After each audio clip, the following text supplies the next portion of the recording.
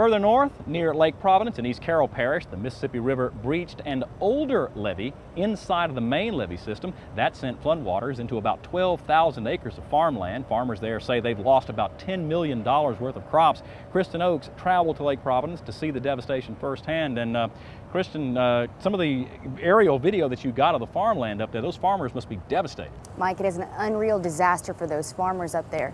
I met with a farmer on Thursday who saw all of his dry crops, and then less than 24 hours later, he called to say he watched his last acre go underwater.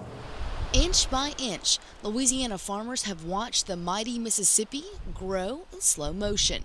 But last Friday, Teddy Schneider finally met the river and all her rage. 30 feet of water consumed his 430-acre soybean crop. It's a hard thing to look at. The crops really do look good. So it goes against my nature to just watch. But this has been a disaster coming at us in slow motion, and it's just been hard to swallow, hard to get ready for. But it's here, and we're just going to have to face it. And Schneider did not go down without a fight. Just days before, he lined his levee with 200-pound sandbags as the threat rose. This water here is probably 30 feet deep that you're looking at. As you can see, it's about 6 inches from the top of the levee, and we've got another 2 feet, 2.5 feet forecast rise. So it will be overtopping here. The Mississippi overtopped the old levee surrounding Bunch's Bend last Thursday morning. A day later, that water ripped a gash in the levee wall and drowned more than 12,000 acres in the bend. There's a full 100-foot gap of probably 35-foot high water coming through there. It's just like I guess you'd call it like a tsunami, really. They sandbagged and tried to protect the levee, but they were overwhelmed with water. I mean, the water just rose too high, too long for them to hold. I think the levee itself would have held had it not overtopped. Probably, if I had to guess, I would say we'd probably have 300 to 400 acres of ground that we'll never be able to farm again. Levee Board President Reynold Minsky is the first line of defense for the levee system. Each day he checks the banks by land and by air, surveying the damage from East Carroll to Concordia Parish. This levee's gonna hold here.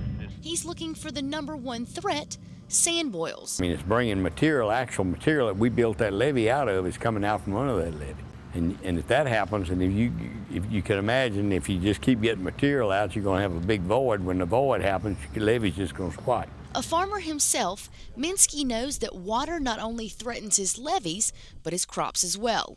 Farms along the levee will suffer from seepage water. They can't handle seepage. It's just like poison. They're deoxygenated, there's no oxygen in the ground, the crops turn yellow. They'll survive for a certain length of time, but eventually they're gonna die because you don't have any oxygen in the ground, and all these plants require oxygen to survive. From the sky, you can easily see the patches of yellow and brown in this field. That is where the seep water has already started to kill these young soybeans.